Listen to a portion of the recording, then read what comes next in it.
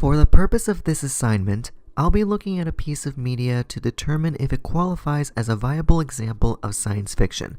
Today, the choice is an anime that I recently took a look into because of its absurdity. Hello, how are you? So, I'm the one who blew up the moon? Huh? Next year, I intend to do the same to planet Earth. But never mind that now. I'm going to be your new teacher. Isn't that exciting? There are so many things wrong with this picture. Yeah, I think there's a bit more to explain here.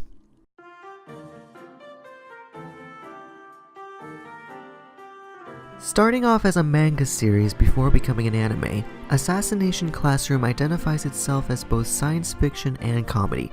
To be fair, I'm sure Japan has come up with weirder stuff that's probably too explicit by our standards to review to a general audience, but before we talk about the show, let's look at my rule of identifying science fiction. Essentially, it's a rule of 3.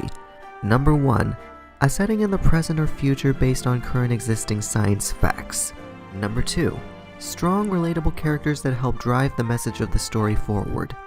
Number 3, a distinct look at the concept of morality. With that out of the way, let's look at the show.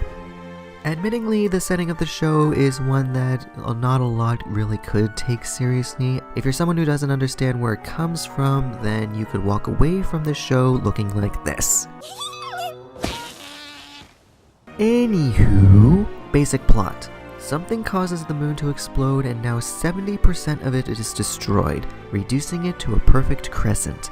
The creature who claims responsibility plans to do the same to Earth in just 1 year time, but gives mankind the chance to avert it. He then begins working as a teacher at a Japanese junior high, while also teaching the students ways to assassinate him, hence the series' namesake. It proves to be near impossible task, as not only does the creature move at Mach 20 speeds, but he surprisingly becomes the best teacher the students have ever had, helping them improve their grades and perspectives for their future. I agree that the absurdity of the setting may be difficult to swallow, but that doesn't mean that the elements of what makes it science fiction don't exist within it. Let's break it down. It's clear that the show is set in the present despite its absurdity. The origins of the creature itself are rooted in science, yet it appears completely non-terrestrial. I won't go further due to spoilers later on, but there's even logic to why he is the way he is. Like any story, the characters are the driving force to appeal to its audience. The main appeal here comes from rooting for the characters in the classroom because of what they're put under. You know what the E stands for, right? End of the line. Think they shuttle us up this mountain every day for the view? Sorry to burst your bubble, man, but society don't want us. Time-tested strategy. Single out a group as undesirable and the rest will fall in line to avoid being one of them. Social engineering at its finest. Very effective. Each of the characters in the class have reasons for being there to begin with, but you see them bond and grow as a group and individuals as the series progresses. In the same manner for the creature, dubbed Koro-sensei because of his nature, is both extremely funny and emotionally engaging. Sugaya! Not a bad likeness, I'll give you that, but I'm a little hurt by the jawline.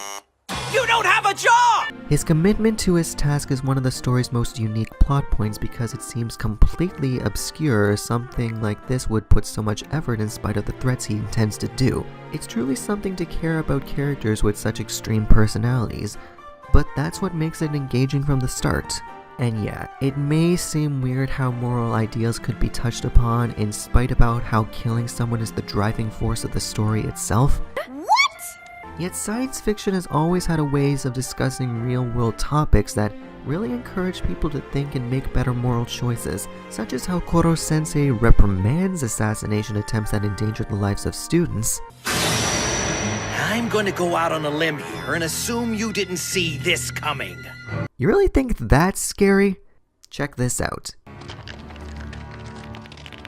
Oh, how will I ever prevent this daring rescue? And that is meant for kids, but for now, I'll let him explain. Nagisa, the details aren't important. Let's just say I'm here to make good on a promise, one I don't take lightly. The Earth will be destroyed, yes, but my first priority is to you and your classmates. Nothing beats giving you kids the credit you're due, not even me blowing up the Earth. So to recap, is this science fiction?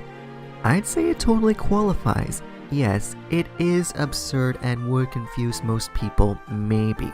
But what makes it engaging is to see how all these characters become better people in spite of the insanity of the situation. Science fiction is a broad genre and can be blended with others, but this is one that's worth the watch if you're a believer in it. I'm the Infinite Warlock. Thanks for watching.